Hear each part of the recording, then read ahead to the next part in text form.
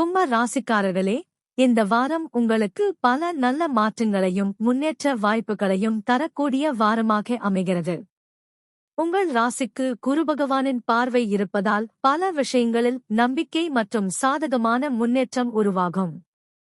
வாரத்தின் தொடக்கத்தில் சந்திரன் ரிஷப மற்றும் மிதுன ராசிகளில் பயணிப்பதால் குடும்பம் மற்றும் பிள்ளைகள் தொடர்பான மகிழ்ச்சியான செய்திகள் கிடைக்கலாம்.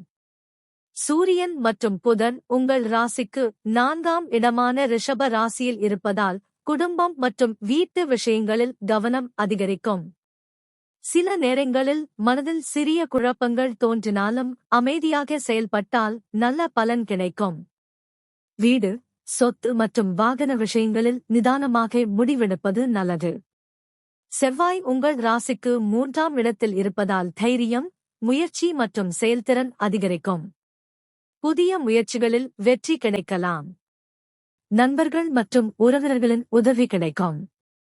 பயணம் தொடர்பான நல்ல வாய்ப்புகள் உருவாகலாம். குரு மற்றும் சுக்கிரன் உங்கள் ராசிக்கு 5ஆம் இடத்தில் இருப்பதுடன் குரு பார்வையும் இருப்பதால் இந்த வாரம் யோகபலன் அதிகரிக்கும்.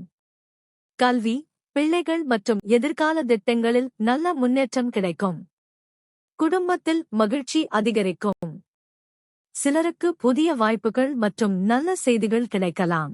சனி உங்கள் ராசிக்கு 2ஆம் இடத்தில் இருப்பதால் பண விஷயங்களில் திட்டமிட்டு செயல்படுவது நல்லது. பேச்சில் பொறுமையை கடைபிடித்தால் உறவுகளில் நல்லிணக்கம் நிலைக்கும். ராகு உங்கள் ஜனன ராசியிலேயே இருப்பதால் புதிய சிந்தனைகள் மற்றும் மாற்றங்கள் உருவாகலாம். கேது காரணமாக உறவுகள் தொடர்பான விஷயங்களில் அமைதியாக நடந்து கொள்வது நல்லது. இந்த வாரம் விநாயகர் மற்றும் தட்சிணாமூர்த்தி வழிபாடு நல்ல யோகபலனை தரும். வியாழக்கிழமை குருபகவான் வழிபாடு மன நிம்மதியை அதிகரிக்கும். எமது cube TV Tamil astro channel ராசிபலன் உங்களுக்கு பிடித்து இருந்தால் கமெண்ட்லே சொல்லுங்க நண்பர்களே.